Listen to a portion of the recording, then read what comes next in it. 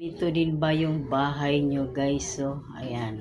Marami na naman silang dumi, ano. Sa araw-araw na lang ginawa ng Panginoon guys, no. Araw-araw ako nagpupunas dito pero parang walang nangyayari. Oh. Ay, nako. Araw na araw na ginagawa ng Diyos, oh.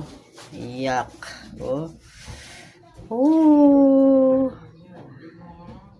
Ang hirap ng buhay guys kapag marami kang kasamang alaga, oh. Kahit anong gawin mong linis, oh. Hirap talaga guys. Kaya laban lang tayo nito mga guys. Ganito talaga buhay natin, ano. Ayan, oh. Ay, kaders mga guys. Pasensya na po sa mga kumakain dyan. Ayan. Share ko lang kung ganito rin bang